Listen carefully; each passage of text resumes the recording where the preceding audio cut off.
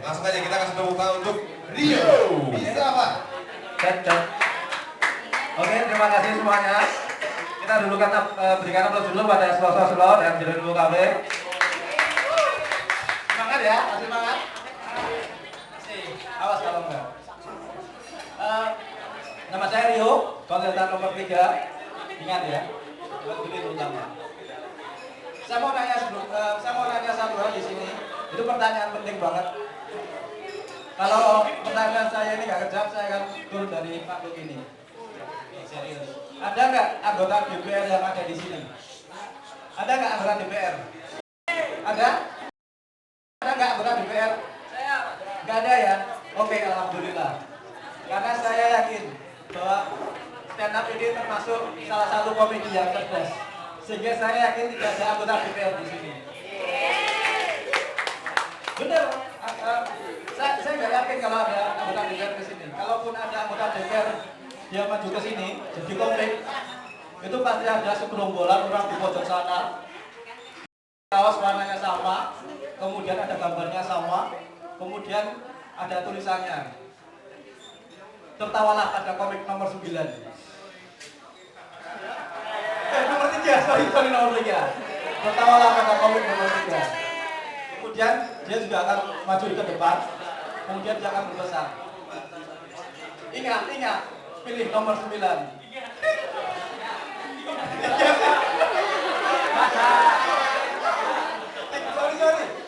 9 itu nomor favorit saya gitu ya. Mas yang di belakang kok gak ketawa sih? Mengenai anggota DPR, saya curiga mas yang belakang tadi itu. Jangan-jangan saya gagal ya mas ya? Kasihan. Soalnya kenapa? Kalau ada anggota DPR sini yang gagal jadi caleg, saya kasihan. Kasihannya kenapa? Karena panitia merasa bahwa pakem jauh dari sini. Oke gitu. Nah, saya temanya agak berat, tapi saya yakin bahwa teman-teman di sini mahasiswa semua pasti paham dengan politik. Dan saya nggak a priori dengan anggota dewannya. Saya nggak memandang pesimis, nggak memandang mereka seperti apa. Karena cerdas, teman-teman sekalian. Salah satu kecerdasan mereka adalah mereka sebagai politisi. Padahal kita tahu, dulu mereka wartawan, pers itu menyebut mereka sebagai politikus. Dan kita tahu apa itu poli, banyak, dan tikus, binatang merugikan. Jadi itulah alasan mengapa anggota dewan tidak mau menyebut dirinya politikus. Sih kan? Lihat kan? Kenapa anggota dewan tidak menyebut politikus? Karena kalau anggota dewan disebut sebagai politikus, Senayan adalah sarang tikus. Oke, kemudian yang saya nggak paham juga tentang anggota dewan baru-baru ini. Dulu ada anggota dewan yang dia pegang komputer tablet dan dia buka film porno. Padahal kita tahu dia dari suatu partai tertentu yang mengusung agama.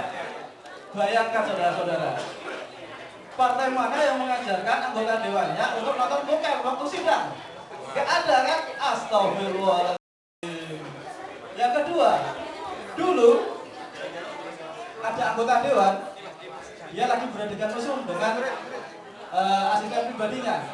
Dan kita tahu bahwa anggota dewan itu dari partai yang namanya dari wong cilik. Sekarang logikanya di mana gitu loh? Mana ada wong cilik punya asisten pribadi dan bisa beradegan mesum? Gak ada saudara-saudara. Gitu. Jadi saya di sini ingin memberitahu bahwa kita sebenarnya punya kepedulian terhadap politik. Kita setuju bahwa negara ini harus dibawa ke pemerintahan yang lebih baik, tapi dengan cara yang beretika juga. Dan saya termasuk orang yang senang gitu ya, bangga ketika suatu saat anggota dewan kita datang ke Yunani. Tahu kan anggota dewan di studi banding ke Yunani? Nah tahu ya. Nah ketika mereka datang ke Yunani, mereka ingin belajar mengenai etika politik. Nah datanglah anggota dewan itu ke parlemen Yunani. Kemudian mereka mengajukan satu pertanyaan yang sangat-sangat sederhana dari saya. Kolegaku, anggota parlemen Yunani, tolong tunjukkan ke kami, anggota Dewan Republik Indonesia, tentang satu pelanggaran etika politik. Satu saja pelanggaran etika politik. Kemudian anggota dewan dari Yunani bilang, jawab gitu ya. Kolegaku dari Republik Indonesia, kedatangan Anda ke sini, ke Yunani, itu adalah pelanggaran politik yang paling nyata. Oh, garing ya saudara-saudara ya. Oke, kita tepukkan tangan dulu.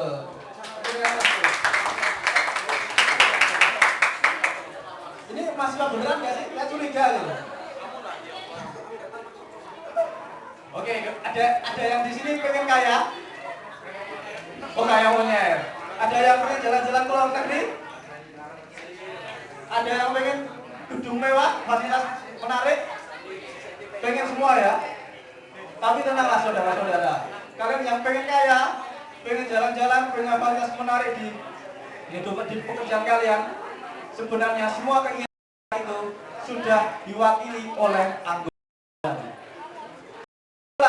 Fungsi dari mereka sebagai wakil rakyat untuk mewakili keinginan kita jalan-jalan, mewakili kita untuk punya uang banyak, fasilitas mewah, bisa mendapatkan gedung bertingkat yang mewah dan sebagainya. Kemudian ini satu cerita nyata ya. Saya dapat cerita ini dari tetangga saya yang anggota dewan. Suatu hari dia jalan-jalan ke tempat yang sangat kriminalitasnya tinggi. Dia jalan-jalan sendiri gitu kan. Tiba-tiba ada 3 orang perampok. 3 orang masuk kelas semua bawa senjata bisa mau merampok. Ini trik ya untuk merampok jalan. Perampok pertama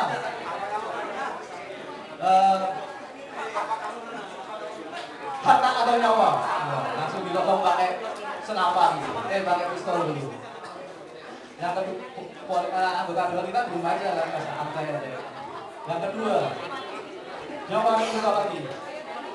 Serahkan uangmu. Orang anggota dewannya dia makin kesel kan, dia jawab gini. Kalian nggak tahu saya ya, saya ini wakil rakyat, wakil kalian semua yang ada di Senayan gitu. Terus orang mencurigakan apa? Perampok ketiga sadar. Ini anggota dewan. Jadi kalau orang perampok kedua itu bilang serahkan uangmu itu salah. Terus dia bilang gini, serahkan uang kita.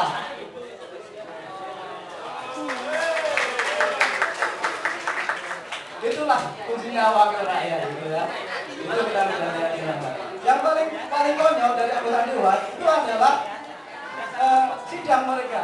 Saya curiga mereka sidang itu bukan sidang paripurna, tapi sidang paripurna. Paripurna mereka lihat mungkin di sana seminggu dengan asisten pribadinya, dengan sesama anggota dewan. Lama-lama saya bingung. Kalau mereka sidang, itu mereka jangan-jangan lagi gembeng atau odi. Gila gitu loh. Dan bisa jadi kalian bisa download itu semua di Pornhub atau YouPorn. Lah masnya tahu ini pasti ini. Sering download ya Mas ya. Oke. Ini yang terakhir, yang sangat penting yang harus kalian pahami semua. Ada semua orang Indonesia ya di sini ya. Orang Indonesia semua. Ada orang Zimbabwe. Ada orang Mogadishu. Enggak ada ya. Ingatlah bahwa kalian akan masuk neraka 2 kali. Serius. Orang Indonesia akan masuk neraka 2 kali. Pertama, saya gitu ya. Udah dari neraka itu kebakar, ini gosong. Sininya kebakar gitu. Saya keluar dari neraka mau menuju surga karena di neraka saya sudah dibakar dosa-dosanya. Begitu saya keluar dari neraka mau ke surga, datanglah malaikat Angelina Sondap.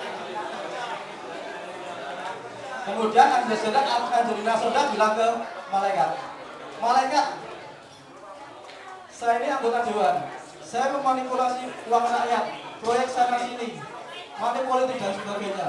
Itu karena saya menjadi anggota DPR. Dan malaikat tahu kan, siapa yang memilih saya menjadi anggota DPR?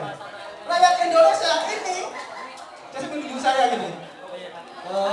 Terus malaikatnya bilang, oh ya kamu orang Indonesia masuk neraka lagi. Oke, jadi gini. Saya harus paham semua bahwa jangan masuk neraka 2 kali. Itu saja. Dan saya itu Terima kasih. Pilih nomor 3. Pilih nomor 3. Pilih nomor 3. Terima kasih. Hey, thank you Rio Hanafi. Bertawalah pada komik nomor 3.